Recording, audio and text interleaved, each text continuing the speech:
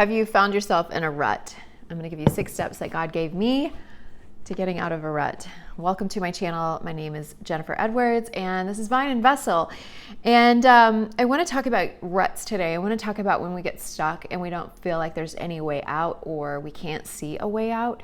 That was me for a very, very, very long time. And whenever you get into those situations, you really got to go to the Lord and ask for guidance and direction. And I did that. I have felt in a rut. So I'm going to tell you a little bit about my story. So I became a Christian. So I was raised in Christianity. So I've known about Christian and, being a Christian and living for the Lord for a long time. And then I walked away from the Lord in my early 30s and lived away from the Lord for about 15 years. And in 2023, the Lord radically saved me, and my relationship with the Lord has been completely different than it ever was before. So I have a newfound relationship and appreciation for the Lord that I did not have before. Before, I was kind of like all rules-based and very legalistic and very, like walk like this. And this time around with the Lord, it's very different, and it's very loving and kind. And so coming from that place, whenever I was walking in the world and with the devil, basically, I was new age, and I was very spiritually new age. I had all the tarot cards. I had all the, all the things that went along with that, all the trappings, you should say, that went along with that. And in about 2022, my cards began to crash. And so I had built up this life. I had an amazing life. I was married to a man for 6 years. I had all the money in the world that I could ever want. I had, a big house, beautiful cars, beautiful wardrobe, travel. Like I had it all, like in the world sense. And then I got divorced, and my goal became replacing that lifestyle. And it wasn't coming from my heart. It wasn't coming from a good place. It was coming from, I need to replace my lifestyle because I enjoyed it.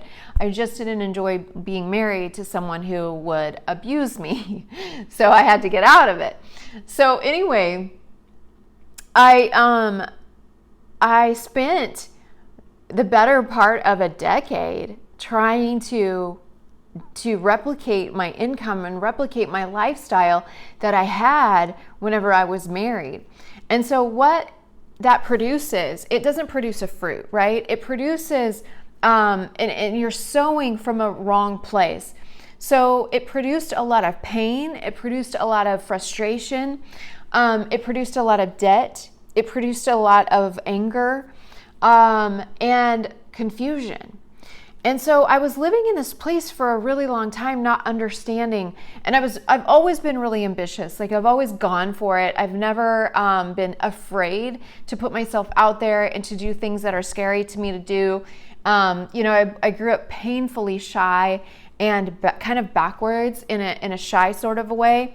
And so for me to do certain things that came easy to other people, getting up in front of somebody, getting on the phone and making a phone call. Those things were very painful for me growing up because I was so introverted and shy.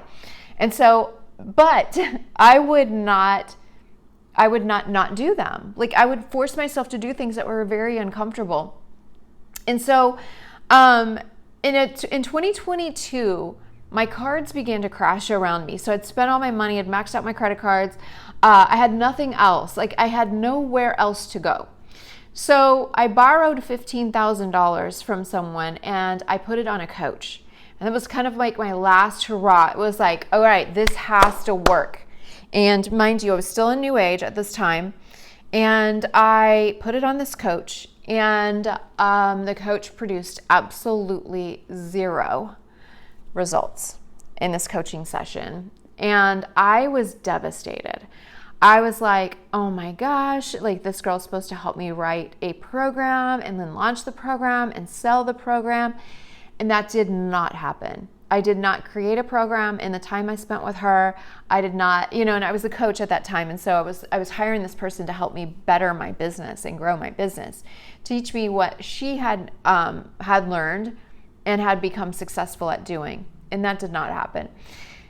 So needless to say, after that blow, I was beside myself. I was literally in a fetal position on the floor crying, like, what am I going to do? How am I going to pay this person back this $15,000? And so then began a season of almost like depression and of giving up, and a spirit of why bother had come upon me. Why bother doing that? It's not going to work anyway. I've already worked so hard. It's just not going to work. So why bother? I'm not getting, I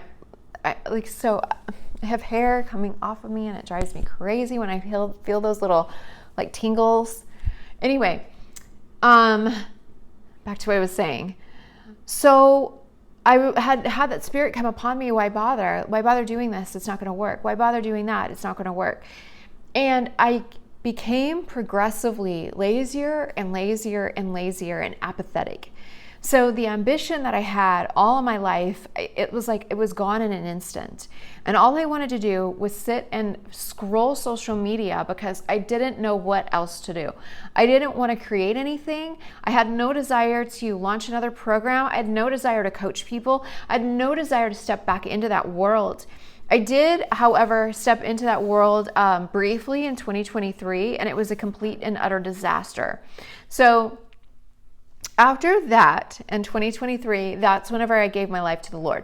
So in late 2022, I started meeting with my pastor's wife, and I dedicated my business to the Lord. I did a literal contract with God and said, God, this is your business. After that, I ceased to ever get a client again.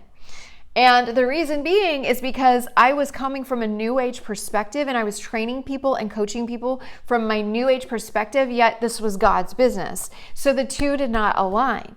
And so in 2023, I was like, okay, God, this is yours. My life is yours. I don't know what I'm going to do, but I will do whatever you guide me to do. And so in that time, I was guided to create websites for people because it was something that I had self-taught myself. And I have a visual eye, I have a creative eye for design. And I also have the technical side, so I could build websites for people. And so I started doing that, but I knew in my heart of hearts that wasn't the thing. I knew that wasn't what God called me to do, but it just paid my bills for a while. And I was trying all these other things and nothing was working out. And so trying all of these things was just reinforcing this, why bother? It's not going to work anyway. And I had gotten to a place where I was just completely destitute and broke. I couldn't rub two pennies together to save my life. I had spent all my money, spent all retirement, I maxed out credit cards. Everything was gone. I was done financially. And that's a very embarrassing thing to admit that I had got to that place, especially at my age, but I had, and it is what it is. And I had to forgive myself for allowing myself to get there. I had to forgive myself for chasing the shiny objects over and over and over again without learning that you don't chase the shiny objects, that you ground in and you work with God. And so anyway, needless to say, I found myself in a rut. A year ago, October 15th, I got a job. So I cried out to the Lord about a year ago, and I was like, God, I can't do this anymore. I don't know what I'm going to do. I cannot do this. I went online that very morning and saw a ad for this job that I have now. It's the only job I applied for, and I literally got it within 2 weeks. I didn't even have to go through the full interview process or anything. It was totally God. And it's a Christian company. I love working there. I've been able to contribute so much of my skills that I've developed over the years that's far beyond the scope of my job. I have been able to invest in this company and help it in the way that I'm being able to help it. So it's really been a beautiful win-win situation for me working at this company. And it's a great environment. Every single person that I work with is amazing. I could not have scripted this better, and I'm so, so grateful. And I still had found myself in a rut because when you have a job, you can only make so much. There's only so much you're gonna make at a job. And so if you want beyond what a salary is going to afford you, like, and mind you, I have to rebuild a retirement for myself. I have to buy a lot of different things that I missed out on. I love to travel, and I want to be able to afford vacations and nice things and all of that.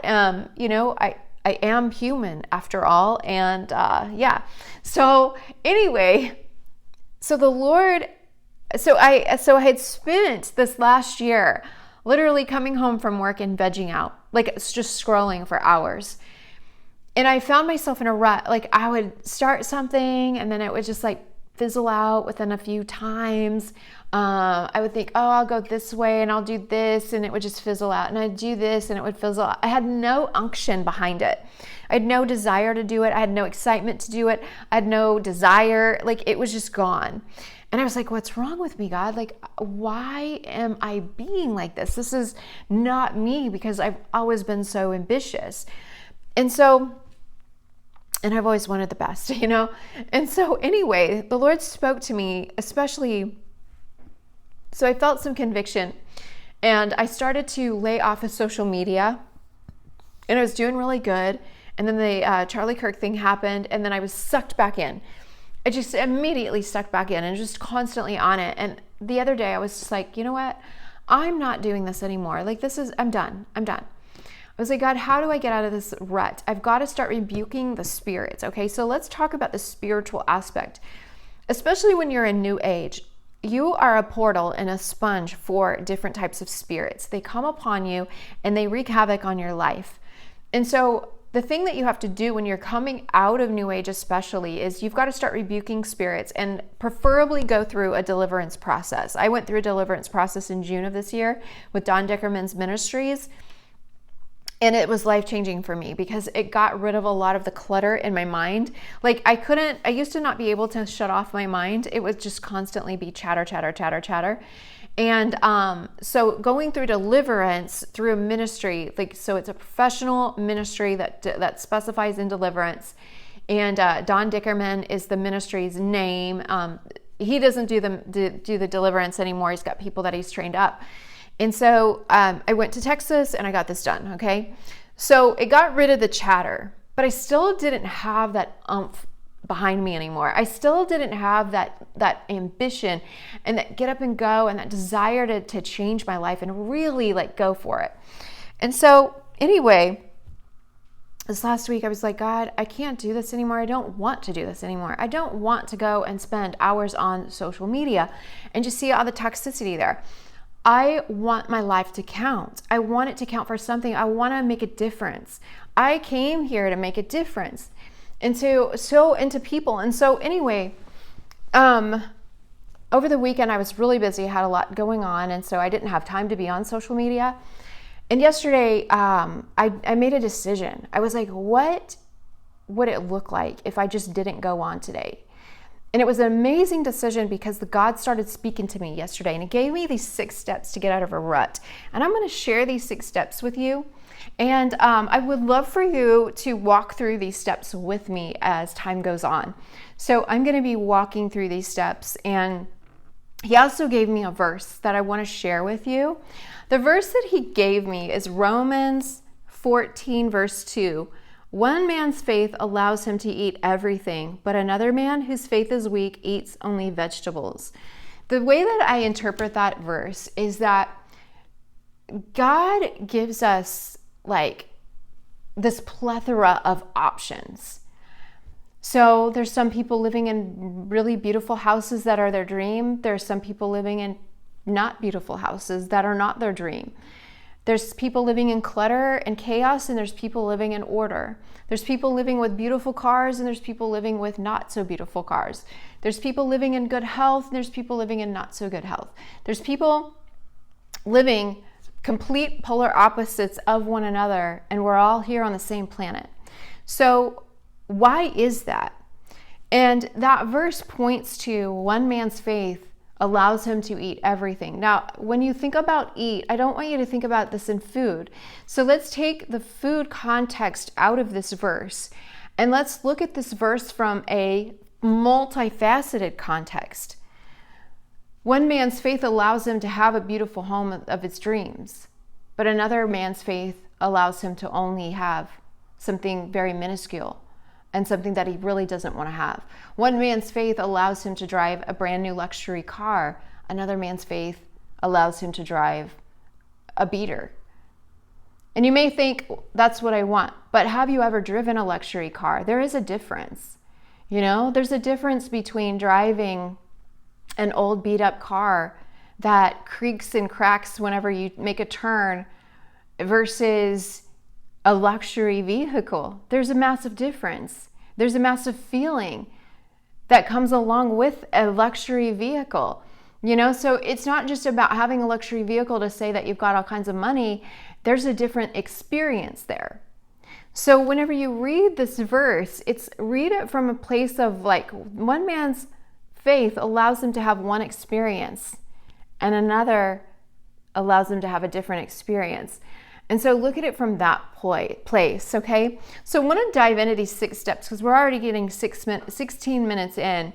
And I wanted to share with you some of my backstory so you know where I'm coming from. So I don't want to make it all about me, but I needed to share a little bit about me so that you understand. And and hopefully as time goes on, I can get better at concising these things. Okay, so the 6 steps to getting out of a rut. The first step that the Lord gave me is, how will you spend your time? So yesterday, I was like, you know what? I'm going to choose to spend my time in this way. And I chose to spend my time in different ways other than scrolling. And so every time that my system wanted to grab my phone and get on a social media app, I was like, no, I don't want to do that. And I'm going to share with you a step that's coming up here. Okay. Yeah, the 6th step. I'm not going to give it away yet. So wait for the 6th step because it's a really juicy one. Okay. So how will you spend your time? So I decided yesterday how I was going to spend my time, and it wasn't going to be wasting it. It was going to be in productive activities all day long. And so that's what I did. I spent my time. So I want you to consciously ask yourself, how am I going to spend my time? Okay, step number 2, you're going to decide that you are going to do better. Okay, so it has to be a conscious decision.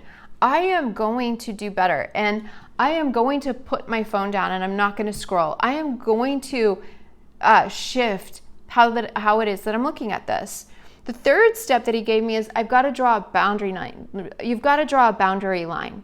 Okay, so you just got to say, I'm not going to do this. So yesterday, every single time my instinct wanted to go and pick up my phone and scroll, I was like, no, this is my boundary line.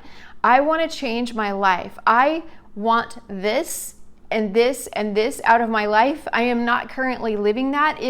If getting those things, if living my life currently created getting those things like a new house or a new car or whatever, or a relationship, if getting those things could be created from the way that I'm living my life now, I would already have them. And so I want you to think about that.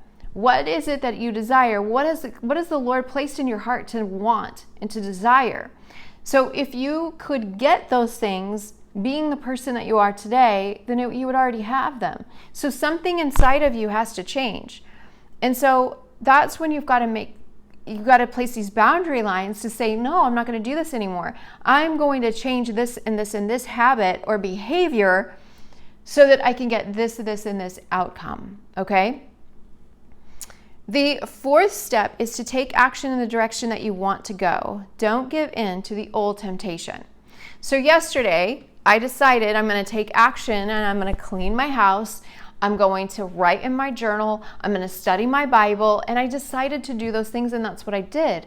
And really beautiful things came from it. I had such a satisfying evening yesterday, going to bed knowing that my house was perfectly clean and that I was just like, oh my gosh, this feels so good. I'm so grateful that I made this decision. So what I want you to do is I want you to celebrate the good decisions that you make and be like, thank you so much, self, for making this decision. I'm really glad that you did this. The fifth step is you want to rebuke the spirits whispering in your ear that are negative or that say, no, just pick up the phone just 5 minutes. 5 minutes, it won't hurt you. 10 minutes, it won't hurt you. You know that it never lasts 5 minutes or 10 minutes. You know that it keeps going and going and going. So you have to start rebuking these spirits, okay? And so the why bother spirit was coming up for me yesterday. Why bother doing this? Like, it's just not going to work anyway. Why bother making a YouTube tomorrow night? Like, I was planning this YouTube, and I was like, why bother? Like, nobody's going to watch it anyway. And I had to be like, no, I rebuke you in the name of Jesus. Like, no. And so I want you to start to be mindful of the thoughts that come into your head. And then those thoughts that come into your head, you got to start rebuking those thoughts and saying, in the name of Jesus, I rebuke you, spirit, trying to tell me this lie. And the more that you do that, okay, so resist the devil and he will flee from you. So the more that you resist the devil, he will flee from you. So these spirits telling you these things are little devils, and resist them and they will flee from you. They will go away. So that's what I did with the why bother. I resisted it and it went away. And it was like, oh, I'm going to be really excited to shoot this video today. So I am. I'm really excited to shoot this video. And the sixth step that I said was juicy is that I started to ask myself, what would the woman of high standards want and do? What would she do in this situation? So before I got on this, my hair was looking kind of flat. My makeup was kind of flat. And I was like, what would the high standard woman do? Would she go do her hair really quick and put on makeup? Yeah, she would. So I did, So like it takes 5 minutes for me to do my hair. So I started to ask myself over the last 24 to 48 hours, what would the high standard woman do? What would a woman of high standards do in this situation? Would she sit down and scroll? No, she wouldn't. She would mop her floor or eventually hire the mopping of the floor being done. So you want to think like, what would a woman of high standards do? Where you're at, okay? So I'm currently at a situation where I'm not able, or I don't feel like I want to hire someone to clean my house right now. I can still handle it, and I don't want to hire that out at the moment, okay? Eventually, yes. Right now, I'm going to handle it. But what I want to say, I guess what I'm saying is a high standard woman would hire it out, okay? So you got to think about that, okay? You got to think about the things you can hire out for someone else to do. But what I am saying is a high standard woman would keep her house in order. That's what I'm saying. So what would the high standard woman do yesterday? Okay, I'm not in a situation to hire it out yet, so she would still keep her house in order. So go get your house in order. And that's what I did. Okay? And so I kept asking myself all day today, what would the high standard woman do? During my lunch hour, I got on social media and I started scrolling and I was like, what am I doing? Like this is terrible. All I'm seeing is people go after each other in the comment section of posts, like blaming one side or the other. And it was just toxic. And I was like, I have no desire to be here. And all of a sudden, because I kept rebuking the spirit yesterday, the desire to even go on social media is gone.